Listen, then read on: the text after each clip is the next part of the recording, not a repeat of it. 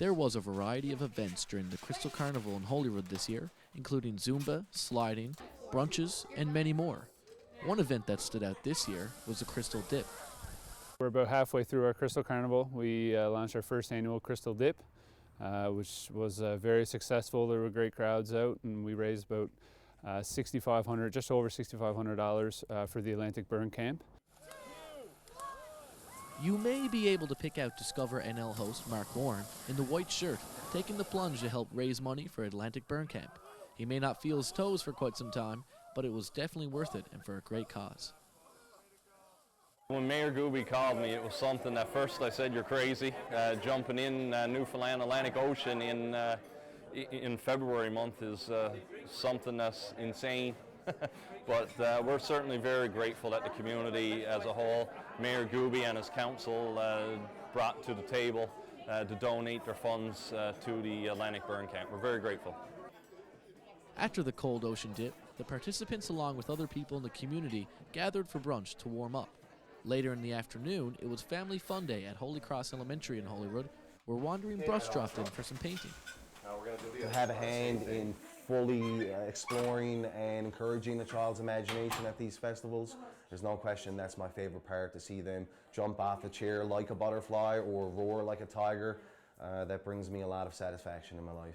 Newfoundland is so diverse, and it's great when our cultures and our different languages and all these little subtleties about each community, when we interact, magic happens. And over the last year more so, I've really learned the power of communities coming together, and when people make friends on a really positive basis like that, I mean, the potentials and the rewards of those festivals and bringing people together, you really can't measure the positive benefit of these types of activities. So this one is new?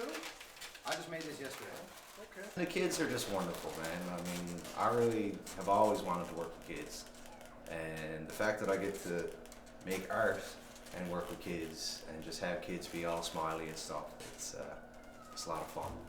Some of the events in the Crystal Carnival were recurring. The Bricks for Kids program was one of those events that took an interesting step between learning and playtime. It's done in a classroom type setting, so all of our classes are classroom type setting. They're an hour long, but the kids will learn the first 10 to 15 minutes about whatever build they're going to make. So they'll talk about, like tonight for example, they're going to build a horse and buggy because this is a transportation theme. So our teacher Sherry will talk about a horse and buggy, like the modes of transportation, and obviously that was one of the first modes of transportation, and they'll talk about that and learn about that. Then they'll actually get to build a horse and buggy, because nowadays kids have seen pictures, but they don't really connect on how the horse will pull the buggy and that kind of thing. I think it's something that kids need. I think it's something, the educational part of it is really, really important, but the fun, hands-on, creative part is fun too. Definitely been huge on my part. The crowds that we've seen come over an ambitious 2-month schedule have been fantastic, and I got to say, really happy about the community engagement so far.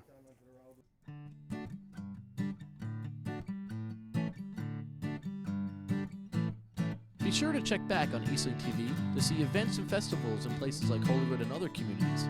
For Eastlink TV, I'm Gage Miranda.